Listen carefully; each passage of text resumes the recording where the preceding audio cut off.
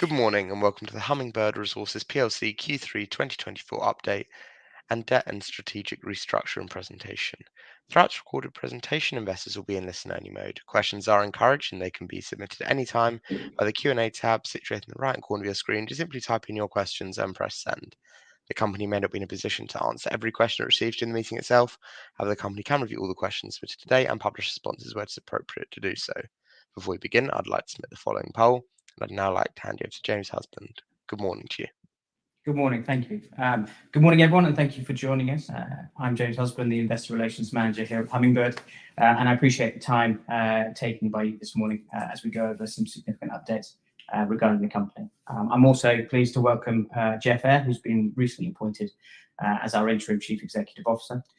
Jeff brings extensive experience in corporate restructuring, and we're confident that his leadership will be invaluable as we work through the strategic priorities in these challenging times. Today's agenda includes a review of our Q3 operational update, an overview of the recently announced debt and strategic restructuring, and a look ahead at what we anticipate for the company in the coming months. Before we start, I'd like to remind everyone that Hummingbird is in an offer period under the UK Takeover Code following the recent announcements. This means that we are subject to certain communication restrictions, and all statements made today will be solely based on information already in the public domain. As we move to the presentation, in Q3 2024, the group produced a total of 26,376 ounces, bringing our year-to-date total to 69,000 ounces. Whilst we've faced operational challenges, we've made significant progress across both mines, and our team continues to work hard on further improvements. However, based on our current trajectory and the initiative underway, we've updated our production guidance for this year between 100 to 115,000 ounces at an all-in sustaining cost of $2,100 per ounce. If we start with Yanfolila, the mine produced nearly 14,000 ounces in Q3, up from around 12,000 ounces in Q2, supported by higher ore volumes and better grade management. Additionally, our rolling health and safety rate remains strong at 1.5 per million hours, underscoring our commitment to safety. Operationally, Yanfolila processed 293,000 tonnes of ore at an average grade of 1.65, with a recovery rate of around 92%, which may help maintain efficiency despite variable ore grades.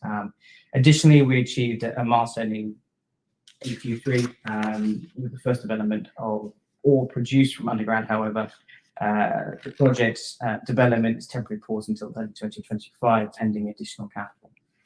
Looking ahead, we anticipate Yanfolila to produce between 55,000 and 65,000 ounces by the end of this year, an AISC of below 2,100. Additionally, near-term initiatives along with the dry conditions in Q4 should support a further productive Q4 as we focus on higher grade mining and driving further efficiency gains. Talking to Kouroussa, the mine saw a strong Q3 with, again, production of around 12,000 ounces, up from 7,700 in Q2. This was primarily thanks to the feeding of high-grade ore through the plant and improved recovery rates. Post-quarter, we achieved a weekly production of 2,700 ounces, reinforcing our confidence in reaching commercial production during the quarter. Safety remains a priority at Kouroussa. Again, we achieved an LTIFR of 0.4 million hours, meeting well below our target. In terms of mining and processing, we mined 1.6 million BCMs in Q3, processing 206,000 tonnes of ore at a grade of 2.07, benefiting from recent mill lining. While we did encounter some challenges with fleet utilisation, we're working hard with our contractor to resolve these issues and further enhance performance moving forward.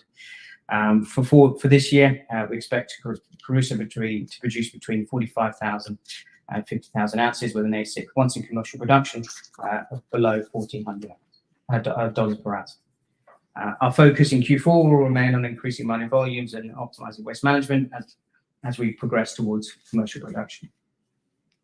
I'd now like to hand over to Tom Hill to discuss the finances. Thank you, James. So at Yanfiller, we sold 13,717 ounces in the quarter, which is 10% up on the previous quarter.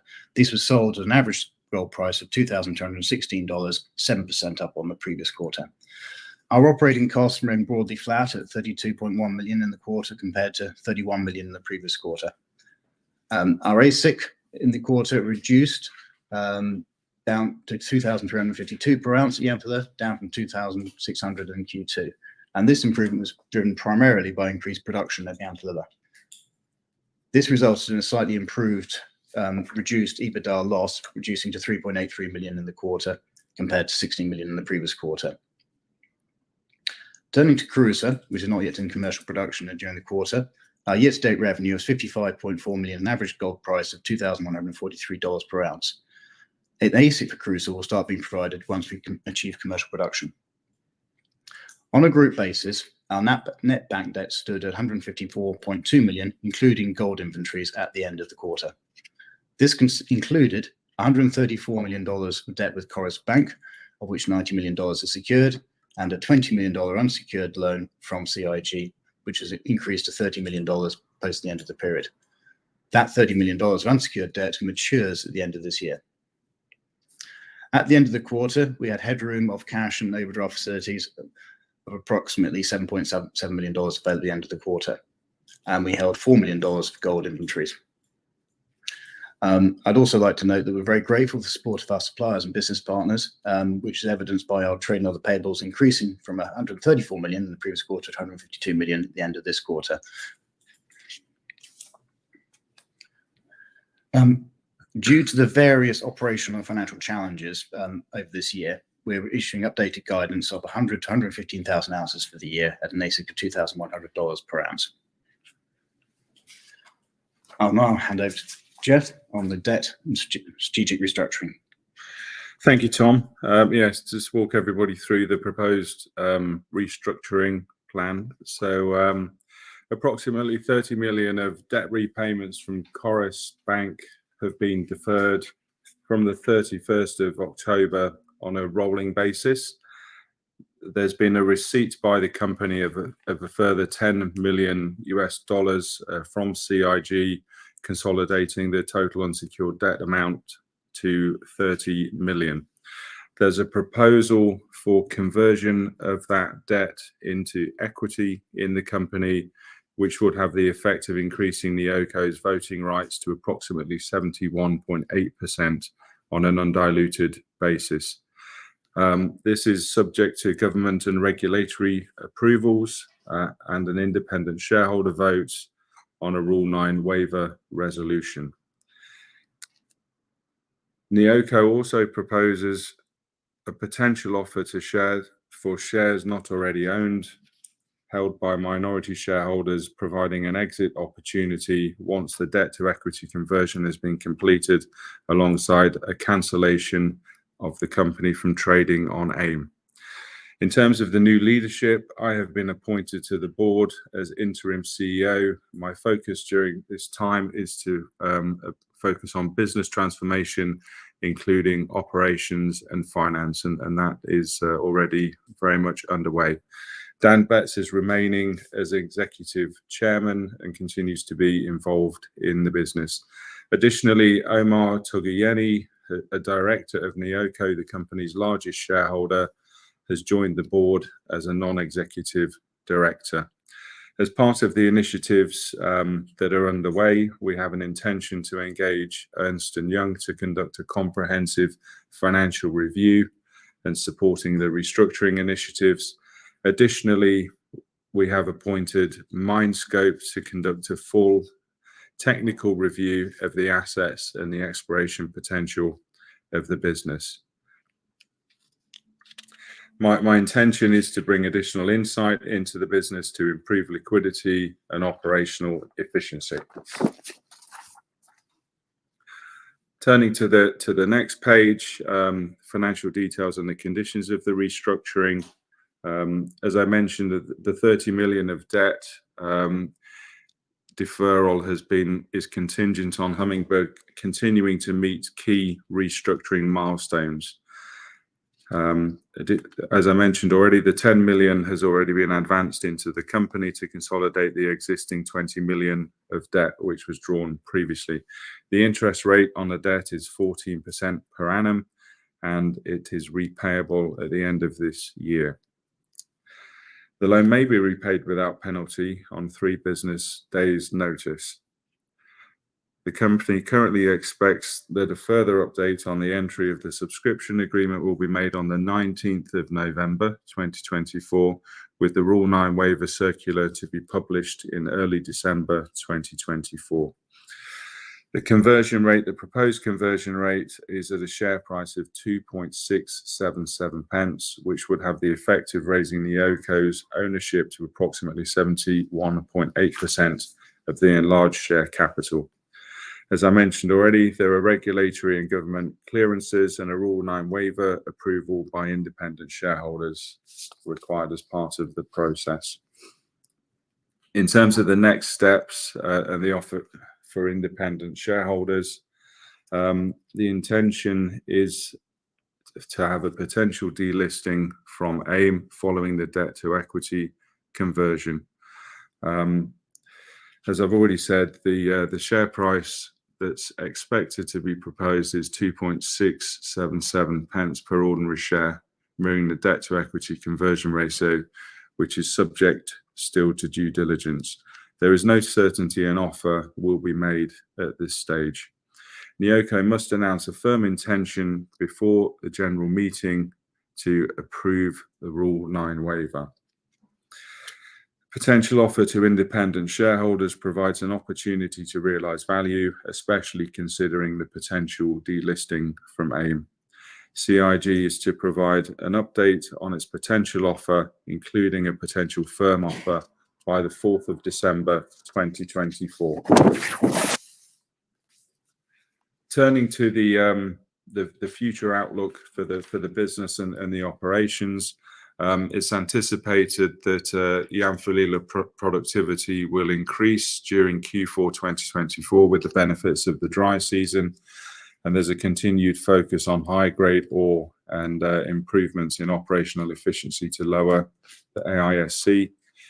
Kouroussa appears to be on track to achieve commercial production during Q4, and the asset continues to ramp up with its productivity and gold production. In terms of the financial forecast, the group AISC around $2,100 per ounce, and we're targeting a positive EBITDA on the back of higher production and cost management. With strategic initiatives, I'm very much focused on implementation of operational reviews, as I mentioned earlier, with the input from Ernst & Young and MineScope, debt management, and looking at costs across the business as part of the overall assessment and restructuring. So in terms of conclusions and the path forward, the strategic debt restructuring enhanced liquidity, so that there's a near-term repayment obligation at the 31st of December 2024. I think it's fair to say that the company is unlikely to generate sufficient cash to achieve that debt repayment on a standalone basis. And obviously, there's a proposed debt to equity conversion with shareholders being offered to reduce the debt and streamline the ownership structure of the business. Just to reiterate, I've been appointed as interim CEO, and I'm conducting a comprehensive financial and operational review, and the focus is very much on improving the operational performance and efficiency of Kouroussa and Yanfolila. So the shareholder value, exit, and future prospects, a potential offer from Neoco Resources to provide a liquidity event for minority shareholders, aligning with the company's restructuring goals, continued pursuit of a long-term stability and increased efficiency, and financial oversight, which obviously is a key thing that I'm driving. The company's committed to transparency and shareholder engagement during this time, and obviously there'll be a number of communications as and when appropriate from the company as we move forward with the proposed transaction.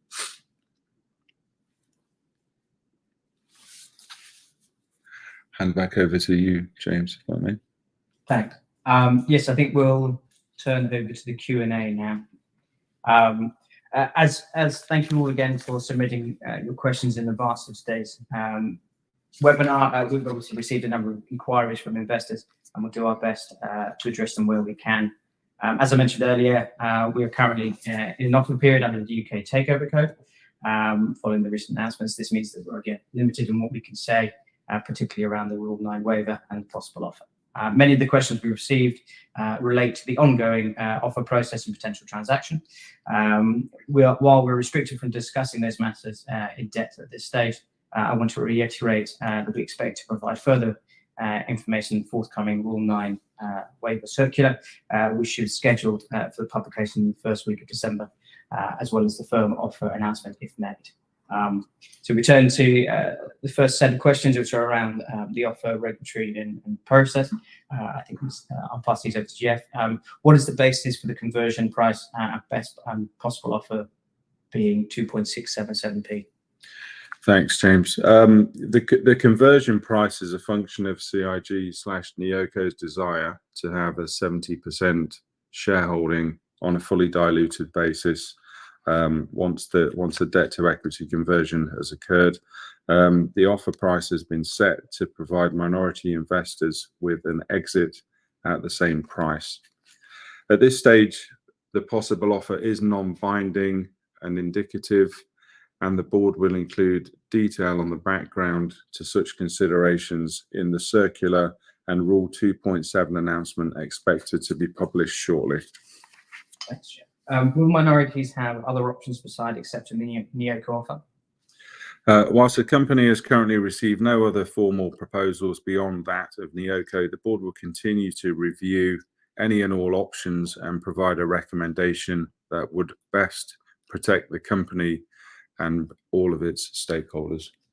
Thanks. What approvals are required and what is the expected timeline? The company is working through a number of regulatory steps and approvals currently that are necessary for the proposed transaction. Updates on the subscription agreement are expected by the 19th of November 2024. These approvals include government and regulatory consent for the underlying asset ownership change of control, the takeover panel granting a Rule 9 waiver to be approved by independent shareholders via an ordinary resolution, together with the necessary special resolution approvals for the disapplication of preemption rights. The Rule 9 waiver circular is anticipated to be published in early December 2024, with the firm intention to make an offer announcement expected to be announced during the notice period for the general meeting. Thanks, Jeff. Can you provide what the rationale is for delisting and what would the impact on minority shareholders be? Sure, James, thank you.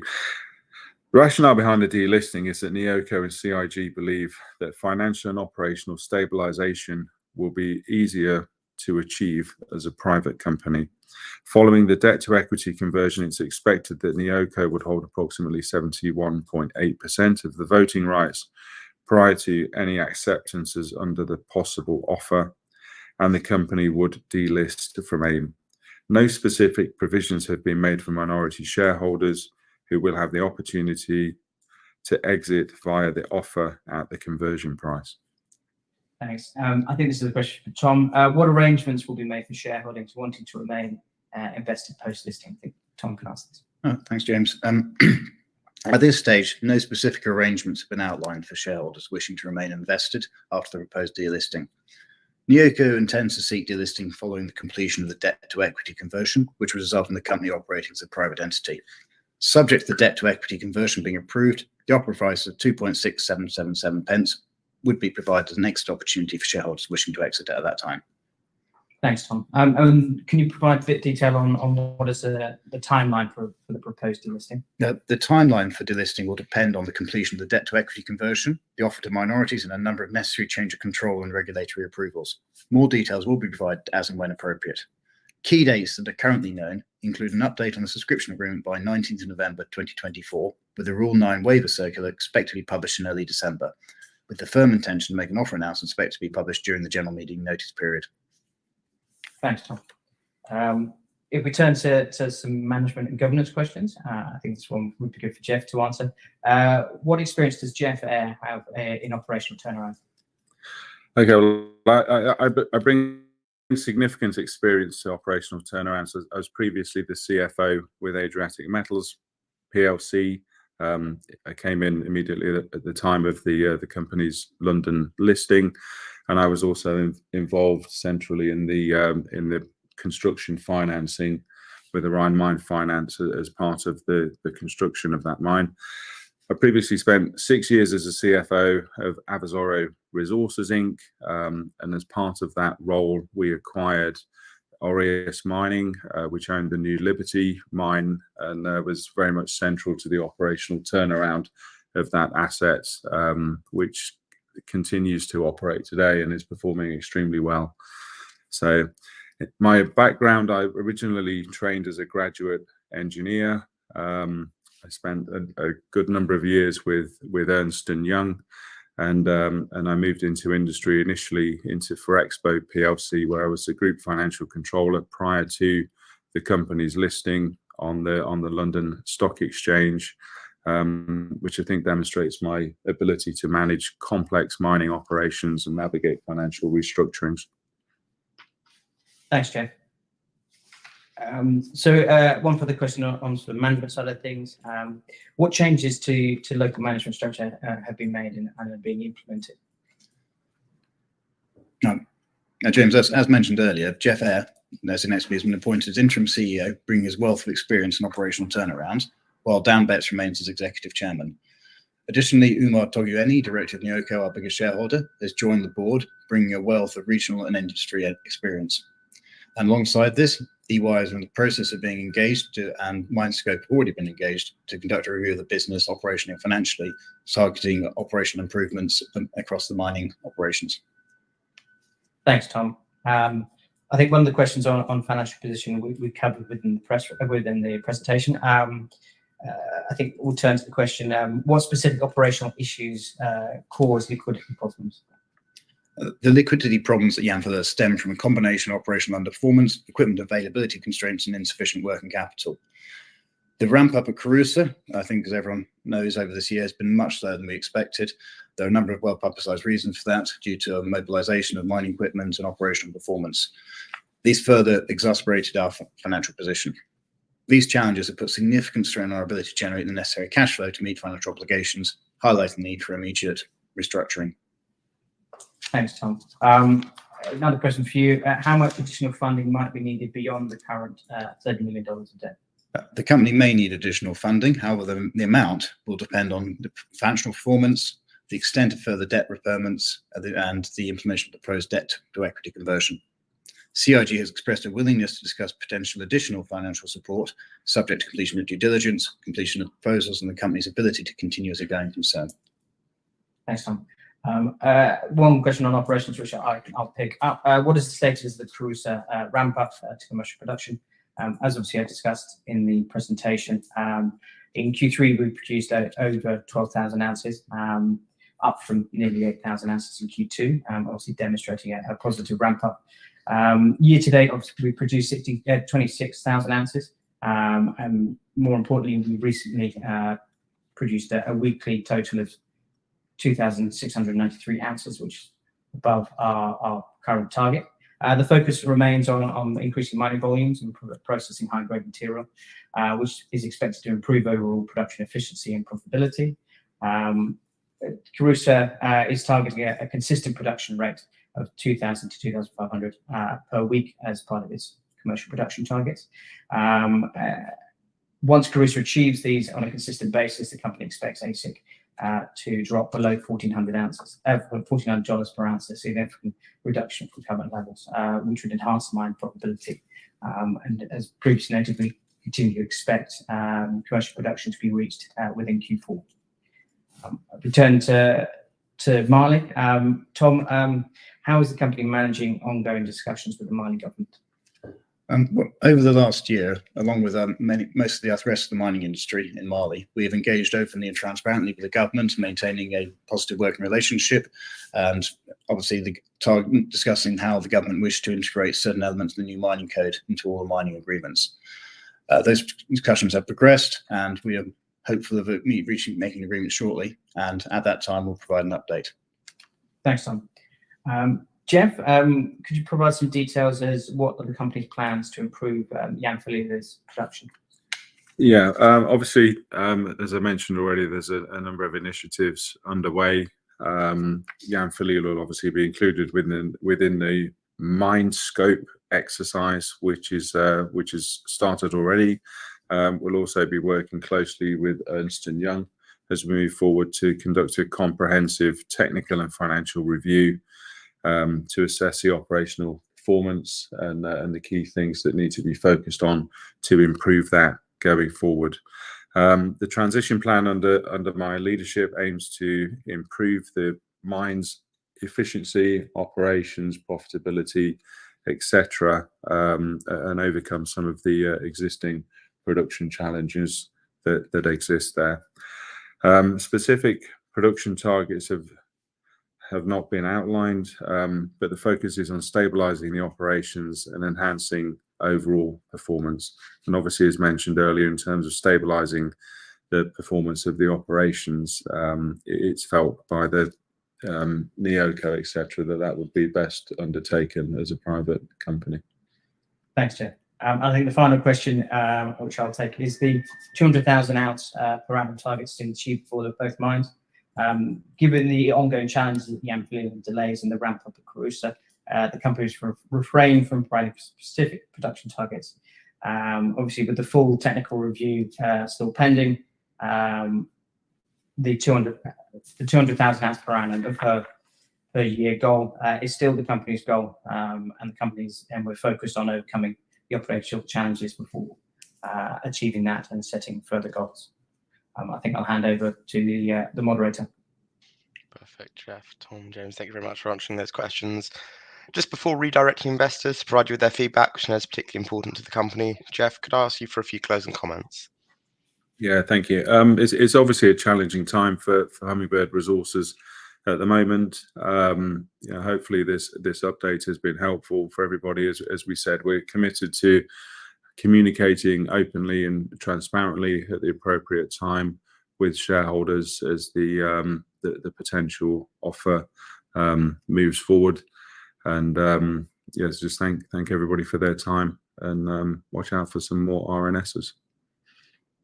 Thank you very much for updating investors today. Could I please ask investors not to close the session, as you'll now be automatically redirected to provide your feedback in order that the management team can better understand your views and expectations. This will only take a few moments to complete, but I'm sure will be greatly valued by the company. On behalf of the management team of Hummingbird Resources PLC, we'd like to thank you for attending today's presentation, and good morning to you all.